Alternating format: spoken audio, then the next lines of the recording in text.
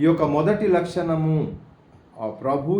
ప్రభుకు కలిగిన లక్షణాలను మనం ధ్యానిస్తూ మొదటి లక్షణముగా స్వయంభవుడు అంటే సెల్ఫ్ ఎగ్జిస్టెంట్ అనేది మనము చూస్తూ వెళ్తున్నాం. దేవునికి స్తోత్రం. యోహాను సువార్త 5:26లో యేసు ప్రభువు బహుతేటగా ఈ విషయాన్ని వెల్లడి చేశారు.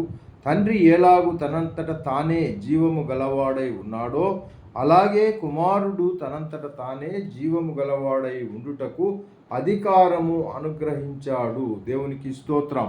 కాబట్టి కుమారుడు కూడా స్వయంభవుడే. ఆయన తనంతట తానుగా ప్రజ్వలిల్లే ఆ యొక్క శక్తిని కలిగి ఉండే కుమారుడిగా తండ్రి అయిన యెహోవా దేవుడు ఎలాంటి వ్యక్తో అలాగే కుమారుడైన యేసు కూడా అలాంటి వ్యక్తే అని మనము ఈ వాక్యం ద్వారా గ్రహించాలి. కాబట్టి తండ్రి ఎలాంటి గుణగణాలు కలిగి ఉన్నాడో కుమారుడు అలాంటి గుణగణాలే కలిగి ఉన్నాడు. కుమారుని ఆశ్రయించిన వాళ్ళు కూడా ఎంతో కొంత అదే గుణగణాలను మనం కలిగి ఉండాలి. క్రీస్తు తన జీవాన్ని తండ్రి నుండి గ్రహించాడా? గ్రహించలేదు.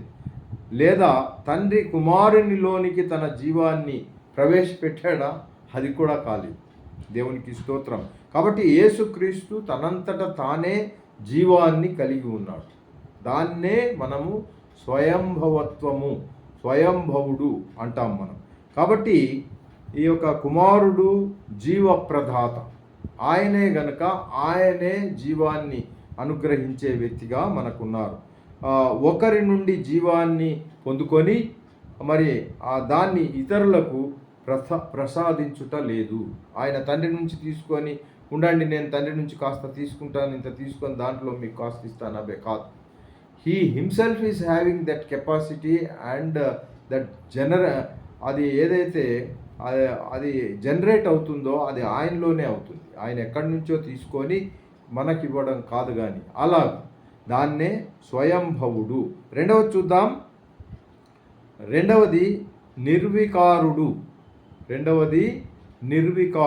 అంటే ఆంగ్లంలో చూడండి. మరి నిర్వికారుడు అంటే ఎంతవరకు మనకు అర్థమవుతుందో తెలుగు పదము ఎవరైనా చెప్పగలరా? నిర్వికారుడు అని అంటే దానికి అంటే ఆ మీనింగు చాలా సరళమైన భాషలో ఇది కాస్త భావగర్భితంగా ఉంది. ఇమ్యూటబుల్ అని ఇంగ్లీష్లో అంటారు. IMMUTABLE ఇమ్యూటబుల్ అంటారు. అంటే సరళమైన భాషలో చెప్పుకోవాలంటే స్థిరమైన వాడు అని అర్థం ఇస్తుంది. స్థిరమైన వాడు లేక మార్పు లేనివాడు అనే మామూలు జనరల్ మీనింగ్స్ వస్తాయి. అయితే దానికి టెక్నికల్ మీనింగ్ పదం ఏమిటి అంటే నిర్వికారుడు. అంటే దేవుడు నిర్వికారుడు. దేవుడు వికారము లేనివాడు అనగా చపలుడు కాదు, స్థిరుడు. అచంచలత్వం లేదు కానీ మరి స్థిరుడు ఆయన. కాబట్టి ప్రియ దేవుని బిడ్డలారా, ఆయనలో ఎలాంటి మార్పు ఉండదు. యేసుక్రీస్తు నిన్న నేడు ఏకరీతిగా ఉన్నాడు, యుగ యుగములకును ఒకటే రీతిగా ఉండునని దేవుని వాక్యంలో ఉంది. కాబట్టి ఆయనలో మార్పు ఏమి రాదు. మార్పు ఏదైనా వచ్చిందా అని అంటే మీలో, నాలో, మనలో ఏదైనా మార్పు రావచ్చు, కానీ ఆయనలో మాత్రం అసలు మార్పు అనేదే మనము చూడజాలము. దేవునిలో వ్యత్యాసం కూడా లేదు. వ్యత్యాసము అనేది, మార్పు అనేది దేవునిలో మనము చూడము. కాబట్టి ప్రియ దేవుని బిడ్డలారా, ఆయనలో చంచలత్వము కూడా లేదు. గమనాల వలన కలుగు ఛాయ కూడా లేదు. అలాగే ఈ లక్షణాలను బట్టి దేవునిలోని దైవత్వము మరి నీరసించిపోయేది కాదు అని తెలుస్తుంది. ఆ దైవత్వం అలాగే ఉంటుంది. క్షయమయ్యేది, ఆ దైవత్వం క్షయమయ్యేది కూడా కాదు, అంతరించిపోయేది కూడా కాదు, కాబట్టి కృషించిపోయేది కూడా కాదు. హెబ్రీయులకు రాసిన పత్రిక 1వ అధ్యాయంలో చక్కగా ఉంది చూడండి, 11-12 వచనాలు. అక్కడ దేవుడు సదా నిలిచి ఉండేవాడు అని మనం చదువుకుంటున్నాం. హెబ్రీ పత్రిక మరి 1:11-12లో ఆయన సదా నిలిచేవాడు, ఎప్పుడు కూడా. ఇప్పుడు చూడండి, ఆయన మొదటి శతాబ్దంలో ఈ భూమిపైకి వచ్చారు.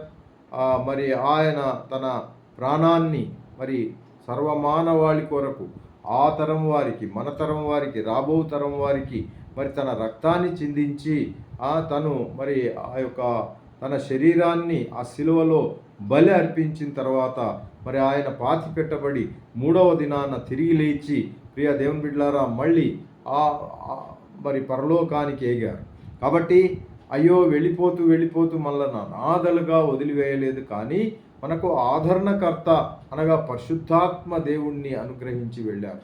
కాబట్టి ఇప్పుడు ఎవరెవరిని చూస్తున్నాం? తండ్రి అయిన దేవుణ్ణి చూస్తున్నాం, కుమారుణ్ణి చూస్తున్నాం, ఆ తర్వాత ఇప్పుడు పరిశుద్ధాత్మ దేవుడు మన మధ్యలో సంచారం చేయుచూ ఉన్నారు.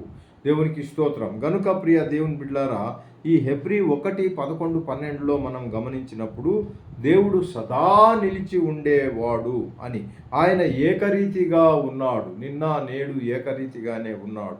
కాబట్టి ఈ మాటలు దేవుడు కాకతాళీయంగా నిర్వికారుడు కాకతాళీయంగా పలకలేదు, కానీ తన కుమారుణ్ణి తానే చెప్పాడు. తన కుమారుని తోనే ఆయన చెప్పేది ఏంటంటే, కుమారుడైన యేసుక్రీస్తు నిర్వికారుడు, కుమారుడైన యేసుక్రీస్తు నిర్వికారుడు. కాబట్టి ఇమ్యూటబుల్, హీఈస్ ఇమ్యూటబుల్. కాబట్టి స్థిరమైన వాడు, ఆయనకు మార్పు లేని వాడు. దేవునికి స్తోత్రం, దేవునికి స్తోత్రం. అలాగే యేసుక్రీస్తు ప్రభు శరీరధారిగా ఉన్నప్పుడు కూడా ఆయనలో ఏమాత్రము మార్పు లేదండి. అప్పటి చరిత్రకారులు కానివ్వండి, ఎప్పుడు కానీ మార్పు అనేది ఆయనలో రాలేదు. ఎందుచేత అంటే ఆయన దేవుడు గనుక. దేవునికి స్తోత్రం. దైవ లక్షణాలన్నీ కూడా మరి ఆయనలోనే ఉన్నాయి. ఆయన దైవత్వానికి మానవత్వము కలుపబడిందే తప్ప దైవత్వంలో ఏది కొదవ కాలేదు. దైవత్వానికి మానవత్వం కూడా కలిపి ఆయన భూమి మీద సంచరించారు. ఎందుకంటే అది దేనికి సాదృశ్యం అంటే, ఆయన తిరిగి రానై ఉన్నాడు. ఆయన తిరిగి వచ్చినప్పుడు కూడా ఇలాగే మన మధ్యలో సంచారం చేయుచు 1000 ఏళ్ల పాలన జరిపిస్తాడు. దేవునికి స్తోత్రం. ఇదంతా కూడా మరి నమ్మశక్యంగా లేనప్పటికీ జరుగుతుంది ఖచ్చితంగా అని క్రైస్తవ విశ్వాసములో ఒక మరి పునాది, క్రైస్తవ సత్యాలు. అందుకనే మనము క్రైస్తవ పునాది సత్యాలను మనము గ్రహిస్తున్నాం. కాబట్టి ఇట్టి సత్యాలలో మనము గట్టిగా పట్టుకున్నప్పుడే నిజ క్రైస్తవ జీవితము క్రీస్తులో ముందుకు సాగగలము ప్రియ దేవుని బిడ్డలారా. కాబట్టి ఎక్కడ కూడా మనకు ఈ భావన అయ్యో ఈ స్థిరంగా ఉంటుందా ఉండదా అనేది ఎక్కడికి వచ్చాం, మనము ఎవరిని మనం స్వీకరిస్తున్నాం, ఇది మనం ఖచ్చితంగా సదాకాలం ఉంటుందా అంటే అవును అనే చెప్పాలి. కాబట్టి ప్రియ దేవుని బిడ్డలారా, దైవత్వంలో ఏ కొదవ కూడా క్రీస్తులో మనకు లేదు. ఆయన నిరంతరము ఏకరీతిగానే ఉన్నాడు. అప్పుడు ఎలా ఉన్నారో ఇప్పుడు అలాగే, రాబో కాలంలో అలాగే ఉంటారు. దేవునికి స్తోత్రం. అందుకనే రెండవదిగా ఆయన్ని మనం ఏమంటున్నామనంటే నిర్వికారుడు, అంటే ఇమ్యూటబుల్. ఇక మూడవది చూద్దాం. దేవునికి స్తోత్రం. మూడవది నిత్యుడు. ఇది సింపుల్గానే ఉంది. నిత్యుడు అనే పదం మనకు చాలా సుపరిచితము. నిత్యుడు అంటే ఇటర్నల్, ETERNAL, ఇటర్నల్. దేవుడు నిత్యుడు, ఎప్పుడూ ఉండేవాడు, ఆయన నిత్యత్వము కలవాడు.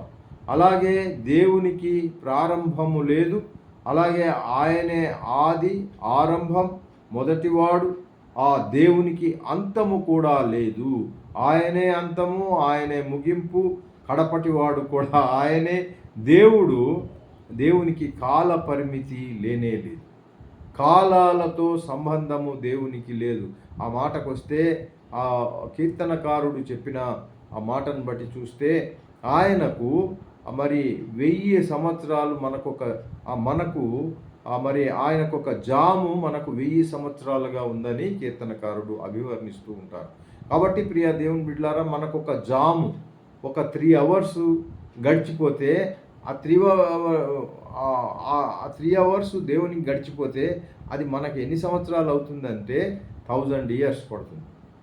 1000 ఇయర్స్ అంటే మనకు ఎన్ని తరాలు గడిచిపోతాయి, మనం ఎక్కడుంటాం చూడండి. అంటే ఇప్పుడు 2000 ఇయర్స్ గడిచినాయి, యేసు ప్రభు వెళ్ళి ఎన్ని జాములు అయినాయండి? ఆయన అభివర్ణనలో 2 జాములు అయినాయి. ఆయన వెళ్ళిపోయి ఇదిగో వెళ్ళారా ఇప్పుడే అన్న మాదిరిగా 2వ జాములోనే ఆయన ఉన్నారు. ఇంకా ఒక డే కూడా సంపూర్ణం కాని పరిస్థితి. కాబట్టి మనకైతే 2000 సంవత్సరంలో ఎంతోమంది వచ్చారు, ఎంతోమంది పోయారు.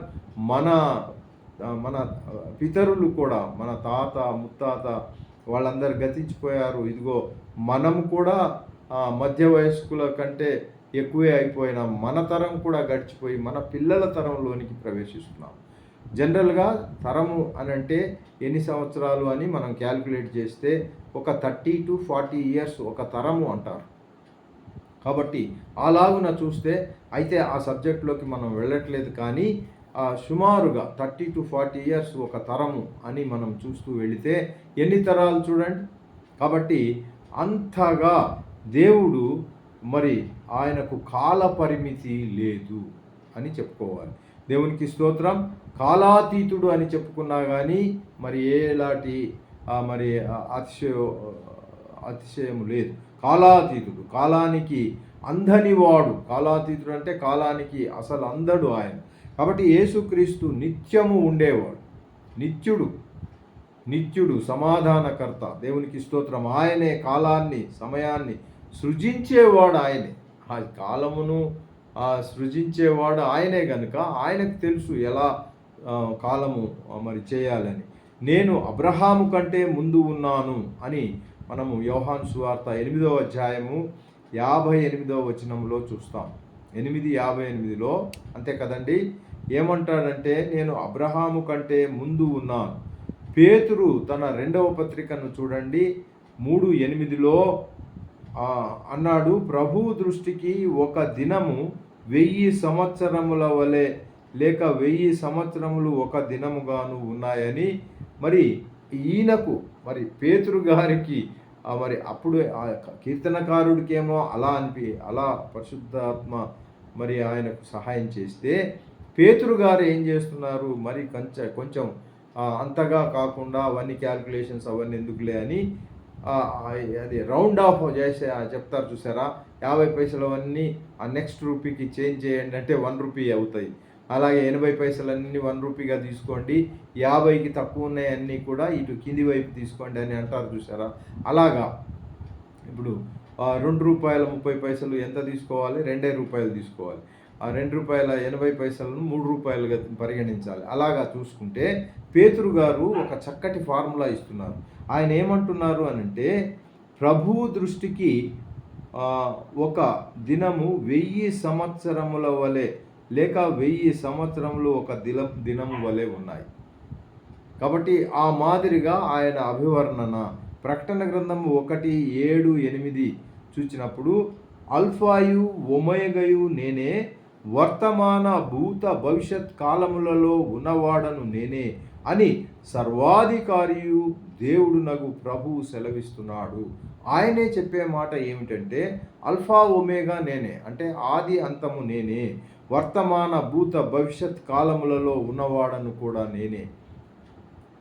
కాబట్టి యేసుక్రీస్తు ప్రభు కాలాతీతుడు అని చెప్పడానికి ఎలాంటి సందేహం లేదు.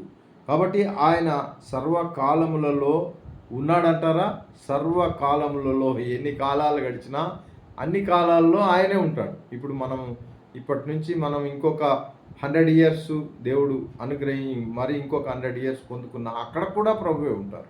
లేదా మన పిల్లలు వాళ్ళకు కూడా ఆయనే ప్రభువుగా ఉంటారు. ఆ మాదిరిగా తీసుకోవచ్చు. గనుక ప్రియ దేవుని బిడ్డలారా, అల్ఫా మొదటి అక్షరము, ఒమేగా ఆఖరి అక్షరం. అల్ఫా ఒమేగా అనున్నవి ఇవి గ్రీకు మనము నేర్చుకుంటాము ప్రియ దేవుని బిడ్డలారా. అల్ఫా ఏమో మొదటి అక్షరము, ఒమేగా ఏమో చివరి అక్షరము, ఇలా ఉంటుంది. అది మనము అది మన పాఠ్య భాగంలో ఒకటిగా ఉంటుంది. ముందుకు గ్రీక్ కూడా మరి ఖచ్చితంగా ఒక థియలాజికల్ స్టడీస్ చేసే మరి స్టూడెంట్ నేర్చుకోవాలి. ఎందుకంటే నూతన నిబంధన అంతా కూడా గ్రీకులోనే రచింపబడింది కనుక ఆ గ్రీకు ఎంతో కొంత కాస్త వచ్చి ఉండాలి, మనం చదువుకోగలిగే అంత వచ్చి ఉండాలి. ఇక పాత నిబంధన అంతా కూడా హెబ్రీలో రాయబడింది కనుక హెబ్రీ కాస్త చదువుకునే అంత మాదిరిగా ఇక ఎంత మనము సమయం వెచ్చించాలి ఆలోచించుకుందాం. ఇక్కడి వరకేనా ఈ స్టడీస్ అన్నీ? ఇంతేనా? ఇదేదో అసైన్మెంట్ ఉంటుంది, అసైన్మెంట్ పాస్ అయిపోతాము, ఆ యొక్క మరి సర్టిఫికెట్ తీసుకుంటాము, ఇంతవరకైనా కాదు కాదు. ఇంకా చాలా ఉంది ప్రియ దేవుని బిడ్డలారా. కాబట్టి మనము నేర్చుకోవాలి. గ్రీకులో చూడండి, ఆల్ఫా అంటేనేమో మొదటి అక్షరము, మనకు ఏ అని అంటారు కదా, లేదా ఆ తెలుగులో. అలాగే బండ్రా అంటారా, చివరి అక్షరం ఏదంటారు, అది అంటే జెడ్, అది జెడ్ ఏమో ఒమేగా. కాబట్టి ఇవి నేర్చుకోవాలి. ప్రకటన గ్రంథము 4, 8, 9 వచనాలు చూడండి. యుగ యుగాలకు జీవించుచున్నవాడు అల్ఫా ఒమేగా ఆయనవి అనునవి గ్రీకు అక్షరాలు కనుక అల్ఫా మొదటి అక్షరము, ఒమేగా ఆఖరి అక్షరం, అనగా యేసుకు ముందు ఏది కూడా లేదు, అంతేకాదు ఆయన తర్వాత ఏది కూడా ఉండదు. ఆయన ముందేది లేదు, వెనక కూడా ఏది ఉండదు. దాని భావం యేసుక్రీస్తు ఏమిటి అని అంటే నిత్యుడు. దాన్నే మనము నిత్యుడు అని అంటాం. రెండవ పాయింట్ ఏంటి? నిత్యుడు అంటే ఇటర్నల్, దేవునికి స్తోత్రం. ఇక మూడవ పాయింట్, దేవునికి స్తోత్రం. ఇక నాలుగవ పాయింట్ చూద్దాం. నాలుగో పాయింట్, నాలుగవ పాయింట్ పరిశుద్ధుడు. నాలుగవ పాయింట్ ఏమిటి అని అంటే పరిశుద్ధుడు, హోలీ అని ఇంగ్లీష్లో అంటారు. ఇంగ్లీష్లో హోలీ, HOLY, హోలీ. దేవుడు పరిశుద్ధుడు, ఆయనలో ఏ పాపము కూడా లేదు అని వాక్యం చెబుతోంది. ఆయన పాపరహితుడు. యేసుక్రీస్తు ప్రభువు పరిశుద్ధుడు, పాపరహితుడు, నిర్దోషి, నిర్మలుడు, అలాగే నిష్కలంకుడు.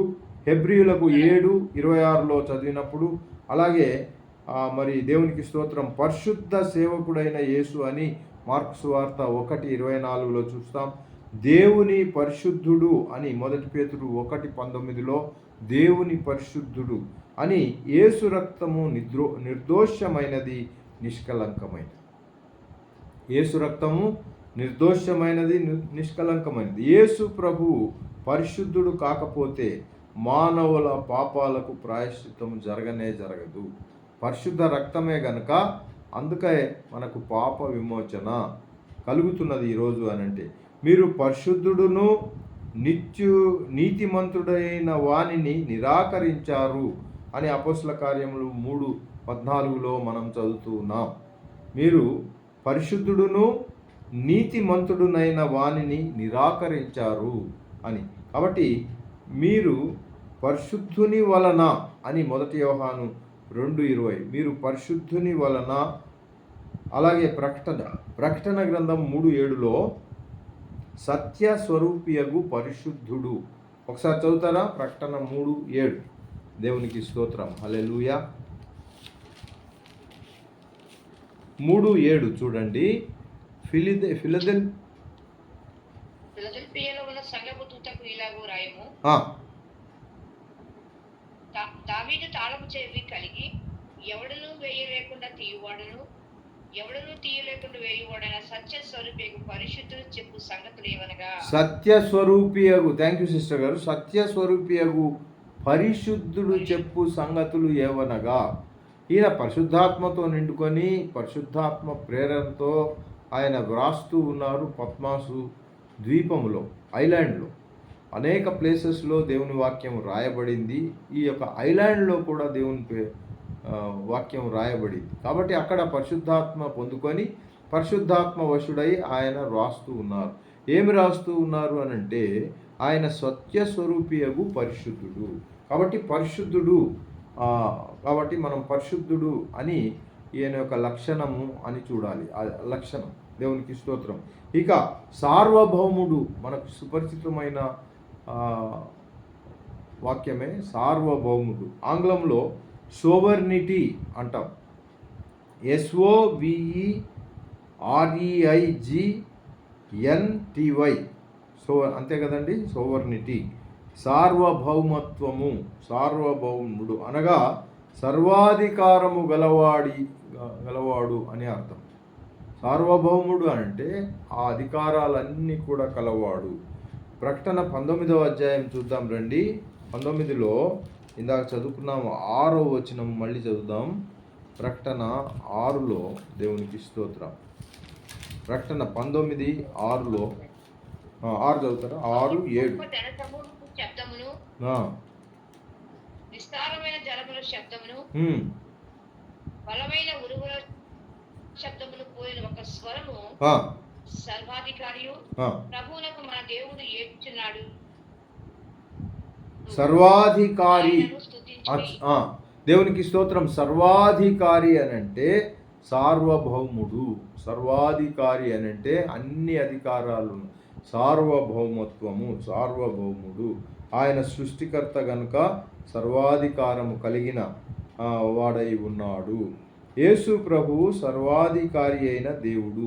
యోహాను సువార్త 10వ అధ్యాయంలో కూడా 17వ వచనము అలాగే 18 కూడా చూసినప్పుడు, నా ప్రాణము పెట్టుచున్నాను, దాన్ని పెట్టుటకు తీసుకొనుటకు నాకు అధికారము కలదు అని అక్కడ మనం చదువుతున్నాం. అంటే ఆయన సార్వభౌమత్వం ఉంది కనుక, సర్వాధికారాలు ఆయనకు ఉన్నాయి కనుక ఆయన యొక్క ప్రాణాన్ని పెట్టుటకు తీసుకొనుటకు కూడా అధికారం ఆయనకు ఉంది. కాబట్టి ఆయన ప్రాణం పెడుతున్నాడు. దాన్నే మనము 5వ పాయింట్గా యేసు ప్రభు యొక్క లక్షణాలను మనం ధ్యానిస్తూ ముందుకెళ్తున్నాం. అదే సార్వభౌముడు. ఇక 6వ పాయింట్ చూద్దాం. సర్వశక్తిమంతుడు, ఓమ్ని పొటెంట్ అంటారు. OMNIPOTENT, ఓమ్ని పొటెంట్ అంటే సర్వశక్తిమంతుడు. ఈ యొక్క యేసు ప్రభు ఎవరు అనంటే ఆయనే సర్వశక్తిమంతుడు. ఆయన తన శక్తిని వినియోగించడానికి ఏ పనికి ఎవరి ఆధారం, అవసరం, సహకారం అక్కర్లేనే లేదు. ఏ సహకారము, ఏది కూడా, ఏ అవసరం కూడా, ఏది కూడా అక్కర్లేదు. ఎందుకంటే ఆయన సర్వశక్తిమంతుడు. ఆయనను పోలి, ఆయనను వెంబడించేవారు ఉండాలని ఆయన కోరిక. ఎవరి సహాయం అవసరం లేదు. ఎవరి సహాయం, నో అలయన్స్ విత్ ఎనీబడి. కాబట్టి ఎవరితో కూడా అలయన్స్ చేయాల్సిన పని ఏమీ లేదు. యేసుక్రీస్తు భూమి మీద ఉన్నప్పుడు తన శక్తిని ప్రదర్శించాడు. అవునంటారా కాదంటారా? ఆయన శక్తిని స్వయాన ఆయన ప్రదర్శించడం జరిగింది. ఎవరి దగ్గర కాస్త తీసుకొని, కాకపోతే తండ్రికి అప్పుడప్పుడు ఇలా జరుగుతుంది అని దాని యొక్క జరిగినట్లుగా కాస్త తండ్రికి వివరిస్తూ వచ్చారు. కానీ ఆయన తండ్రి నుంచి కాస్త పొందుకొని దాంట్లో నుంచి కాస్త మనకిచ్చినట్లు కానే కాదు. కాబట్టి ఆయన సర్వశక్తిమంతుడు. కొన్ని రెఫరెన్సులు రాసుకుందాం. లూకా సువార్త 7వ అధ్యాయము 14-15 వచనాల్లో కూడా యేసు ప్రభు సర్వశక్తిమంతుడు అని చూస్తాం. మత్తయి సువార్త 9వ అధ్యాయము 29-30 వచనాలు చూసినప్పుడు కూడా యేసు ప్రభు సర్వశక్తిమంతుడు అని చూస్తూ ఉన్నాం. మార్కు సువార్త 1వ అధ్యాయము 40, 41, 42. మార్కు సువార్త 1వ అధ్యాయము 40, 41, 42 వచనాలు. అలాగే లూకా సువార్త 8వ అధ్యాయము 54, 55 వచనాలు. లూకా సువార్త 8వ అధ్యాయము 54, 55. అలాగే యోహాను సువార్త 11వ అధ్యాయము 43, 44 ఇవి. అలాగే మత్తయి సువార్త 8వ అధ్యాయము 26 మరియు 27 వచనాలు. ఇవన్నీ కూడా మరి ఒకసారి రెఫరెన్స్ మళ్ళీ ఒకసారి చెప్తున్నాను చూడండి. లూకా సువార్త అంటే యేసు ప్రభు సర్వశక్తిమంతుడు అని కొన్ని రెఫరెన్సెస్ మీకు ఇస్తున్నాను. అదే లూకా సువార్త 7, 14, 15 వచనాలు. అలాగే మత్తయి సువార్త 9వ అధ్యాయం 29, 30 వచనాలు. అలాగే మార్కు 1, 40, 41, 42 వచనాలు. లూకా సువార్త 8, 54, 55. అలాగే యోహాను సువార్త 11, 30, 43, 44 కూడాను. అలాగే మత్తయి సువార్త 8వ అధ్యాయము 26, 27 వచనాలు. వీటన్నిటిలో కూడా యేసు ప్రభు సర్వశక్తిమంతుడు అని వ్రాయడం మనము గమనిస్తున్నాం. దేవునికి స్తోత్రం, హల్లెలూయా. 7వ లక్షణాన్ని మనము జ్ఞాపకం చేసుకుందాం. దేవునికి స్తోత్రం. అదే సర్వవ్యాపి అంటే ఓమ్ని ప్రెజెంట్, అంతే కదండి. ఎక్కడైనా కానీ ఆయన యేసుక్రీస్తు సర్వవ్యాపి అంటే ఆయన సర్వ వేళల్లోనూ సర్వ స్థలాలలోనూ ఏకకాలంలో ఉండగలడు. ఒకే నిర్ణయిత కాలంలో ఆయన ఇక్కడ మరొక చోట to the point of n, మనం మ్యాథ్స్ చేసేటప్పుడు to the power of n అంటారు కదా, అక్కడ దాకా కూడా ఎక్కడైనా is available at any point of time. ఏ సమయంలోనైనా ఆయన ఉండగలడు.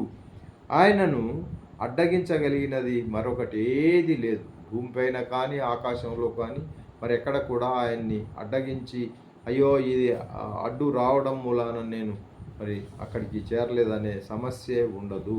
కాబట్టి రెఫరెన్సులు చూద్దాం. మత్తయి సువార్త 18:20లోను, మత్తయి సువార్త 18:20, 28:20, అలాగే యోహాను సువార్త 14:20, ఎఫెసీయులకు రాసిన పత్రిక 1:23.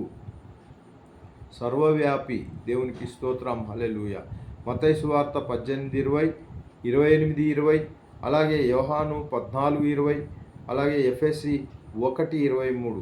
యేసు క్రీస్తు ప్రభువు సమస్తమును పూర్తిగా నింపు సంపూర్ణుడు. యేసుక్రీస్తు ప్రభువు సర్వవ్యాపి అంటే దేవునికి స్తోత్రం. దేవుడు అన్నిటిలోనూ లేడు. రాళ్లలో చెట్లలో ఆయన ఉండడు. సర్వవ్యాపి అంటే అన్నిటిలో రాళ్లలో చెట్లలో కూడా ఉన్నాడు కదా అనుకునేరేమో. అలా కాదు, ఆయన రాళ్లలో చెట్లలో ఆయన సర్వవ్యాపి అంటే అన్ని స్థలాలలో ఉన్నవాడు అని దాని తాత్పర్యం. అన్ని స్థలాలలో ఉన్నారు అని. దేవునికి స్తోత్రం. ఇక్కడ చాలా డీప్ కొంత మరి క్లాస్ ఉంటుంది, కానీ అందులోకి మనం వెళ్ళట్లేదు. అదంతా మళ్ళా మనం చూసుకుంటే మళ్ళీ డీప్ అవుతుంది. ఇక్కడికి మనం ఏమంటే సర్వవ్యాపి అని అంటే అన్ని స్థలాలలో ఉన్నవాడు. ఆయనకు ఒక స్థలంలో ఆయన లేడని చెప్పడానికి లేదు. అది కానీ మరి ఆయన అందుకని కొంతమంది వాదనలోనికి మనం వెళ్ళకూడదు. ఒకటి గుర్తుపెట్టుకోండి, ఏదైనా కానీ నో వాదనలు. ఆ రాళ్ళలో రప్పలలో ఆయన ఉండడా మీరు అనే మాటల్లో అని అంటే ఉండడు. దేవునికి స్తోత్రం. సర్వవ్యాపి తర్వాత సర్వజ్ఞాని. సర్వజ్ఞాని, ఓమ్నిసెంట్ అంటారు కదా ఆంగ్లంలో. OMNISCIENT,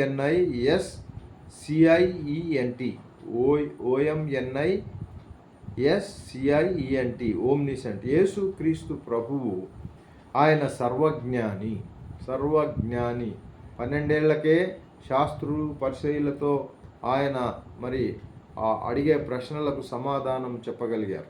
కాబట్టి సర్వజ్ఞాని, ఆయన సమస్తాన్ని ఎరుగుతారు. ఆది భూత వర్తమాన భూత భవిష్యత్ కాలాల్లో ఎరిగిన దేవుడు గనుక అనేకమైన కోట్స్ చెప్తూ అందరి గురించి ఏ ప్రశ్న అడిగినా దానికి సమాధానం చెప్తూ ఆయన మరి కాబట్టి సమస్తాన్ని ఆయన తెలుసు, ఆయనకు ఎరుగుతారు గనక ఆయన చెప్పగలరు. ప్రతి వ్యక్తిని కూడా ఎరుగుతారు. ఒక్కొక్క వ్యక్తి ఎంతమంది ఈ భూమి పైన పుడుతున్నారో వారందరూ మళ్ళా మరి దేవుని సన్నిధికి వెళుతున్నారో వారందరి ఒక్కొక్కరి పేర్లతో సహా. ఇప్పుడు కొంతమందిని చూడండి, వారికి స్వతహాగా ఈ జనరల్గా ఈ యొక్క వర్కర్స్తో కలిసి మమేకమై పనులు చేసే వర్క్స్ ఉంటాయి చూసారా. ఆ వర్కర్స్ వాళ్ళ పేర్లన్నీ కూడా ఎంత 50 మంది ఉన్నా 60 మంది ఉన్నా వాళ్ళ పేర్లతో సహా వాళ్లకు మరి ఆ వర్కర్స్తో డీల్ చేసే వారికి గుర్తుంటాయి. వాళ్ళందరి పేర్లు కూడా గుర్తుంటాయి. వాళ్ళ పర్సనల్ విషయాల దాకా కూడా గుర్తుంటాయి. వాళ్ళకి ఎంతమంది పిల్లలు, ఎక్కడున్నారు, ఏమిటి అనేది చాలా విషయాలు ఒక వ్యక్తికే నేను అనేది. ఒక వ్యక్తికి ఆ అడ్మినిస్ట్రేటివ్ ఆఫీసర్ ఎవరు ఉంటారో వారికి అందరి గురించిన అవగాహన ఒక మానవునికి అంతమంది ఉంటే, దేవుడు మనల్ని సృజించిన దేవుడు ఆయనే గనక ప్రతి వ్యక్తి అంటే ఈ భూమిపైన ఉన్న వ్యక్తినే కాకుండా మరి ప్రభువునందు నిద్రించి మళ్ళా పరలోకానికి రావాల్సిన పేర్లు కూడా ఆయనకు తెలుసు. దేవునికి స్తోత్రం, హల్లెలూయా. వారి గురించిన సంగతులన్నీ కూడా. కాబట్టి ఆయన వర్తమాన భూత భవిష్యత్ కాలములలో సంభవాలని ఎరుగుతారు. ఎప్పుడు ఏం జరగబోతోంది అనేది కూడా ఆయనకు తెలుసు. దేవునికి స్తోత్రం. ఆయన జ్ఞానము మితిలేనిది. ఆయన జ్ఞానానికి అంతము లేదు. దేవునికి స్తోత్రం. పరిమితులు కూడా లేని జ్ఞానము ఆయనకుంది. రోమా 7:10 చూద్దాం. దేవునికి స్తోత్రం. రండి, రోమీలకు రాసిన పత్రిక 7:10. స్తోత్రం, హల్లెలూయా. చదువుతారా? 7:10 చదువుకుందాం. దేవునికి స్తోత్రం. హల్లెలూయా, దేవునికి స్తోత్రం. అప్పుడు ఆ, జీవార్థమైన ఆజ్ఞ నాకు మరణార్థమైనట్టు కనపడలేదు. ఆ, అదేనండి, అది 7:10 అది కాదు. అసలు 7 రోమీలకు 7:10 అది కాదులేండి. యేసుక్రీస్తు మనుష్యుల రహస్య జీవితాన్ని ఇప్పుడు ఎరుగుతారంటారా, ఎరగరా? ఎరుగును. యోహాను 1:48లో అది చెప్పబడుతోంది. దూరముగా ఉన్న వ్యక్తులు ఏమి చేస్తున్నది ప్రభు ఎరుగుతాడా, ఎరగడా? దూరముగా ఉన్నవాళ్ళు ఎరుగును. అంటే దూరము అనే దాంట్లో అది భావగర్భితమైన మాట. దూరము అని అంటే ఎంత దూరం అనేది వస్తుంది. దాని పరిమితి ఎంత అని అంటే ఇప్పుడు ఆన్లైన్, ఉదాహరణకి ఆన్లైన్ చూస్తే ఆ దూరం ఎంత ఎక్కడెక్కడి నుంచో కనెక్ట్ అవుతున్నాం కదా, అది మనం తీసుకుంటే అది ఎంత డిస్టెన్స్లో ఉన్నా కానీ దేవునికి అదంతా కూడా ఒక చోట ఉన్నట్లే లెక్క. దేవునికి స్తోత్రం, హల్లెలూయా. దూరంగా ఉన్న వ్యక్తులు ఏం చేస్తున్నారనే సంగతి మరి యోహాను సువార్త 2:24-25లో ఆ రహస్య ఆలోచనలు కూడా ఆయన ఎరుగుతారు. రహస్య ఆలోచనలు ఎవరికి తెలియవులే, ఇవి కానీ ఆలోచించుకొని మేము ఉంచుకున్నాము అనేది కూడా లూకాసు వార్త 5:22. యేసుక్రీస్తు మనుష్యుల హృదయాలను వారి మరి ఆ మనుషుల్లో ఏముందో అది కూడా ఆయన తెలుసుకుంటారు. వారి ఆలోచనలు కూడా ఆ మస్తిష్కంలో తెలుసుకుంటారు. దేవునికి స్తోత్రం. కాబట్టి లూకాసు వార్త 22:10, 11, 12 వచనాలు. మానవులు భవిష్యత్తులో, ఇంకా ఇప్పుడు కాదు, రాబో కాలంలో వారు దేనిని ఎన్నిక చేసుకుంటారో, వాళ్ళు ఎటువైపు వెళ్తారో, ఏది కావాలంటారో ప్రభువుకు తెలుసు. ఇవన్నీ తెలుసండి ఆయనకు. తెలియనివి ఏమి లేవు. ఆయన యందు ఎవరు విశ్వాసం ఉంచుతారో, ఎవరు ఆయనను తృణీకరిస్తారో కూడా ఆయన ఖచ్చితంగా ఆయన ఎరుగును. యోహాను సువార్త 6:64. దేవునికి స్తోత్రం. యేసు ప్రభు సమస్తమును ఎరుగుతారు. ఆయనకు తెలియదు అనేది ఒక్కటి కూడా లేదు. కాబట్టి ఆయనకు మరుగైనదేది కూడా లేదు. అది కాబట్టి ఆయన యందు సమస్తమైన జ్ఞాన సంపదలు గుప్తమై ఉన్నవి అని యోహాను సువార్త 16:30, అలాగే కొలస్సీలకు రాసిన పత్రిక 2:3లో మనం చూస్తాం. యోహాను సువార్త 16:30, కొలస్సీలకు రాసిన పత్రిక పౌలు గారు 2:3లో కూడా జ్ఞాన సంపదలు ఆయనలోనే గుప్తములైనవి. ఇది సర్వజ్ఞాని. కాబట్టి 9వది చూద్దాం రండి. సత్య సంధత్వము. 9వ పదము సత్య సంధత్వము అనగా ట్రూత్ఫుల్నెస్. TRUTHFULNESS. సత్య సంధత్వము. దేవుని సత్య సంధత్వము అనగా దేవుని జ్ఞానము, దేవుని మాటలు, దేవుని క్రియలు, దేవుని అవన్నీ సత్యము. ఆ తర్వాత మరియు ఆయన సత్యానికి ప్రామాణికమైనవి అని అర్థము. ఇవన్నీ కూడా. కాబట్టి ఆయనలో అబద్ధం ఏమీ ఉండదు. అబద్ధం ఏది చెప్తే అది వాస్తవము. ఈ వాక్యాలలో మనకు ఎన్నో మరి దేవుడు మాట్లాడుతూ దైవజనులను పంపిస్తూ, దేవునికి స్తోత్రం, ఆయన ఎన్నో వాక్యాలను మనకి ఇస్తూ ఉంటాడు. వారి నోటి ద్వారా ఎన్నో మాటలు మాట్లాడినప్పుడు ఆ యొక్క పరిశుద్ధ లేఖనాలను ఎత్తిపట్టుకొని దాంట్లో నుంచి ప్రవచనాలు పలికినప్పుడు అవి ఖచ్చితంగా నెరవేరుతాయి. అవి నెరవేరవు అనేది కాదు, ఇది అందరి కొరకు, ఏ ఒక్క వ్యక్తి కొరకో ఎవరి కోసమో రచింపబడలేదు. కానీ ఈ భూమిపైన ఆ తరము, ఈ తరము, రాబో తరం వారి కొరకు ఈ లేఖనాలు దేవుడు తానే మరి యెషయా 8:1 ప్రకారం దీన్ని రాసి ఉంచుమనంటే అనేకమైన భక్తులు అనేకమైన చోట్ల అనేకమైన కాలాల్లో వీటిని రాసి భద్రపరిచి ఇదిగో తుదకు ఈ యొక్క చివరి కాలంలో అంటే 21st సెంచరీలో 21వ శతాబ్దంలో మనకు బైబిల్ యాజ్ ఇట్ ఈజ్గా మన చేతుల్లోకి వచ్చింది. మనము మాట్లాడే భాషలోనికి కూడా వచ్చింది. ఎప్పుడో హెబ్రీలో రాసబడిన బైబిలు, ఎప్పుడో హెబ్రీలో మొదటి శతాబ్దంలో మరి ఆ యొక్క గ్రీకులో రాయబడినవి, ఇవన్నీ కూడా ఇప్పుడు ఏమిటి అని అంటే మన ఓన్ భాష, మనం ఏదైతే ప్రాంతీయ భాష ఏది ఉందో దాంట్లో ఇప్పటికీ తర్జుమాలు ఇంకా అవుతున్నాయి ప్రియ దేవుని బిడ్డలారా. మనం లేటెస్ట్గా ముందుకు వెళ్ళాలి. అంతగా ఈ యొక్క మరి దేవుడు మనల్ని ప్రేమిస్తూ మనకి గ్రంథాన్ని ఇస్తూ ఉన్నాడు. తన గ్రంథాన్ని జరగబోయే వాటిని ఆయన తెలియజేస్తూ ఉన్నాడు. కాబట్టి ఆయన ట్రూత్ఫుల్నెస్, ఆయన సత్యానికి ప్రామాణికం. కాబట్టి ఆయనలో అబద్ధము ఏది కూడా ఉండదు. ఆయన సత్యమే చెప్తారు. యోహాను 14:6 చూసినప్పుడు ఆయన సత్యమే, నేను సత్యము అని అంటారు. యేసు ప్రభువు నేను సత్యాన్ని అని ఎలుగెత్తి చాటాడు యోహాను 17:17లో. అలాగే యోహాను 1 నుంచి మనం 14 వచనాలు చూసినప్పుడు వాక్యము అనగా దైవవాక్యే అనగా సత్యము, ఆ దైవవాక్యే సత్యము అని అక్కడ మనకు బోధపడుతుంది. కాబట్టి ప్రియ దేవుని బిడ్డలారా, యేసు ప్రభువు వాక్యము అనగా సత్యము.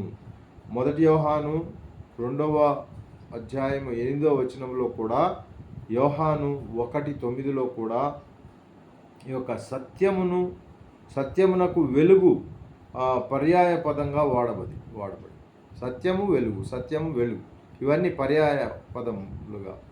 కాబట్టి సినానిమ్స్, ఇంగ్లీష్లో we call it as synonyms. కాబట్టి ట్రూత్ అండ్ లైట్, వెలుగు, సత్యము, వాక్యం, ట్రూత్ అండ్ వర్డ్, ఇవన్నీ కూడా. కాబట్టి చీకటి అనగా అబద్ధం. ఇప్పుడు మనకు సత్యము అనేది తెలిసినప్పుడు ఇక చీకటి అనగా అది అబద్ధము.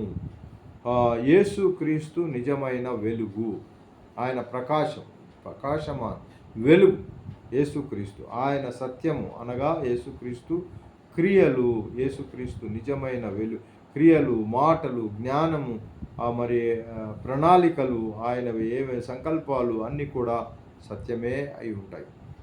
కాబట్టి అందుకనే దైవజనుల దగ్గరికి వెళ్ళి, అయ్యా మేము ఇది చేయాలనుకుంటున్నాం చెప్పండి అని అంటే వాళ్ళు సత్యమే చెప్తారు దేవుని సన్నిధిలో. దేవునికి స్తోత్రం. కాబట్టి ఆయన సత్యవంతుడు అని విన్నారు కదా మనం ఎప్పుడైనా. ఆయన సత్యవంతుడు కనుక నమ్మకమైన వాడు ఆయనే. దేవుణ్ణే ఆశ్రయించాలి. నమ్మాలి అని అంటే ఆయన ప్రజలను ఆశ్రయించాలి. ఆయన యొక్క విశ్వాసులను వాళ్ళతో కలిసి ఉండాలి. అవిశ్వాసులతో విజ్జోడుగా ఉండకుడి అని దేవుని వాడు. ఒకరిపైన ఒకరు మరి భుజాన చేయి వేసుకొని ఎంతో క్లోజ్గా, మరి ఒకరేమో అవిశ్వాసి, ఒకరేమో విశ్వాసి, ఎలా ఉండగలుగుతున్నారో అర్థం కాదు. దానికి దీనికి మరి పొత్తు లేదు అని దేవుని వాక్యం చదువు. కాబట్టి బహు జాగ్రత్తగా ఉండాలి. విశ్వాసులతోనే, అవిశ్వాసులతోనే ఉండాలని దేవుని వాక్యం. దేవునికి స్తోత్రం. కాబట్టి ఆయన సత్యమే చెప్తాడు. ఆయన సత్యవంతుడు గనుక నమ్మకమైన వాడు ఆయనే. సత్యము గనుక న్యాయాధిపతి అయిన వాడు కూడా. ఆయన తీర్పులు సత్యము. ప్రకటన గ్రంథం 3:7లో ఆయన తీర్పులు సత్యముగా ఉంటాయి అని ఉంది. సత్య స్వరూపియగు పరిశుద్ధుడు అని ఇందాక చదువుకున్నాం చూసారా.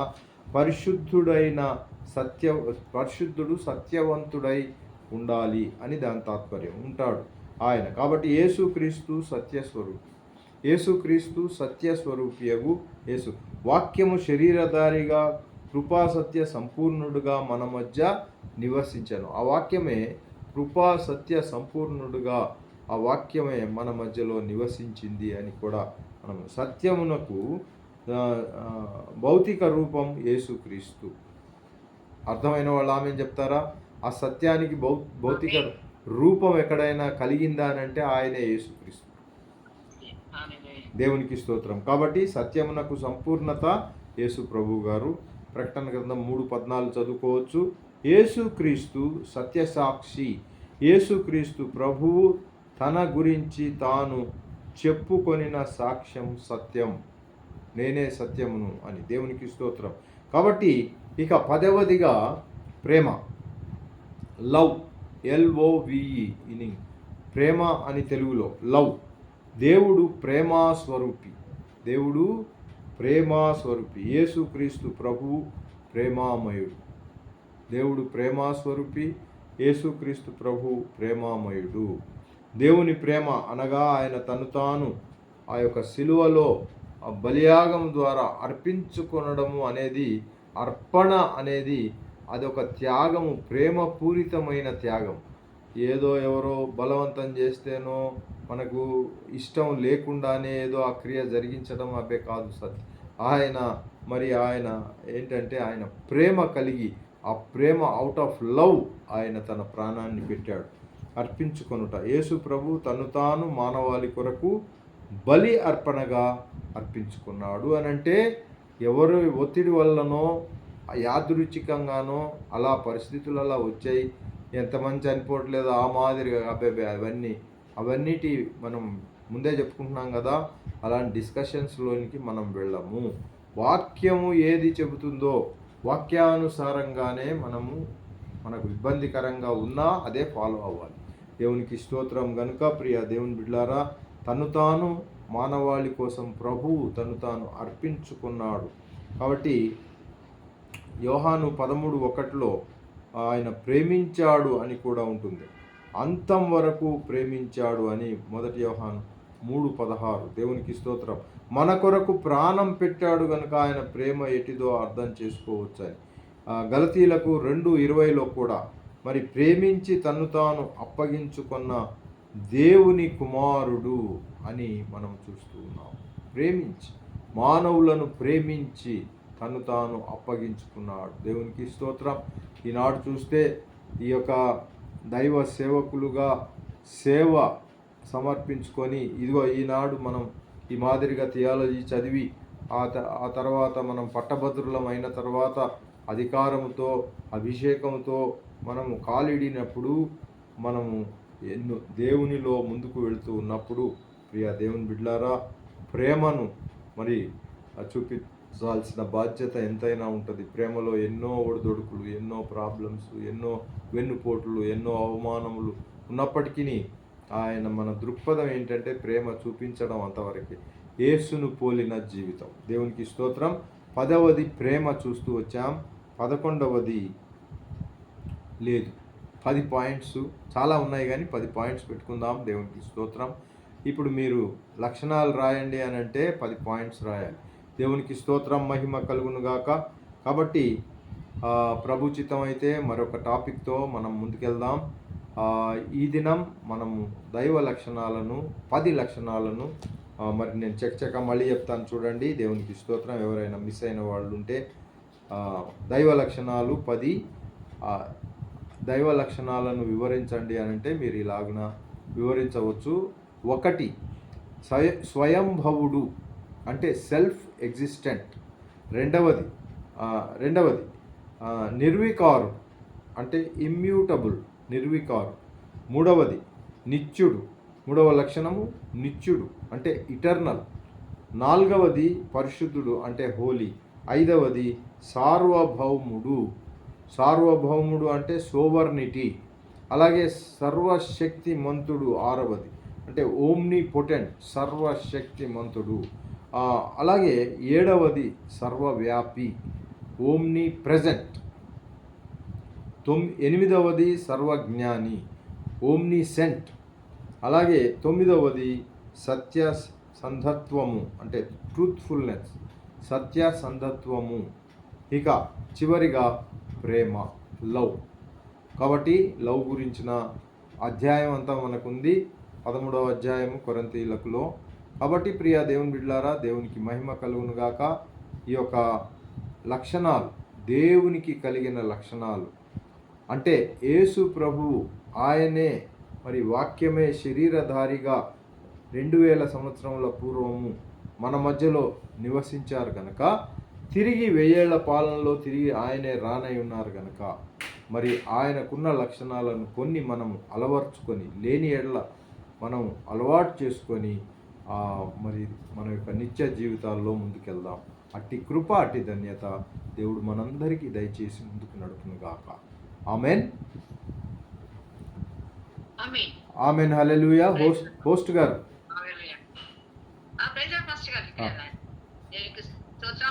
మరి చాలా అద్భుతమైనటువంటి ఈరోజు సందేశాలు మీరు మాకు తెలియజేశారండి. మరి దేవుని యొక్క నామాలు తెలియజేసి ఉన్నారు. అందుని బట్టి వందనాలు. అవన్నీ కూడా మనం ఎప్పుడు కూడా ప్రతిరోజు ఉదయం స్థితి చెప్పినప్పుడు మేము ప్రతి మాటను కూడా ఇక్కడ చెప్పడం జరుగుతుందండి. అలాగే దేవుని యొక్క లక్షణాలు తెలియజేస్తున్నారు. మరి దేవుని లక్షణాలు మనం కలిగి ఉంటే ఎంతో అద్భుతం 10 లక్షణాలు తెలియజేశారు. ఆయన స్వయంభూవుడు అని చెప్పని, నిర్వికారుడు అని చెప్పని, సార్వభౌముడు, సర్వశక్తిమంతుడు, సర్వజ్ఞాని. మరి చాలా అద్భుతమైన మాట ఈ మాటలను తెలియజేస్తుంది. మీకు మా ప్రేమ కలిగిన దేవుడు. ఇందులో మేము కూడా క్రీస్తుని పోలి నడుచుకునేటట్టుగా మరి ఉన్నారు కాబట్టి ఈ లక్షణాలు కూడా మనం అవలంబించుకున్నట్లయితే దేవుని సేవలు మరి మనం చూసి వారు దేవుని చూసేటట్టుగా ఉంటారని అద్భుతమైనటువంటి మాటలు తెలియజేస్తాం. మీకు నా హృదయపూర్వకమైన మన ఇండస్ట్రీ యూనివర్సిటీ నుంచి వందనాలు తెలియజేస్తాను పాస్టర్ గారు.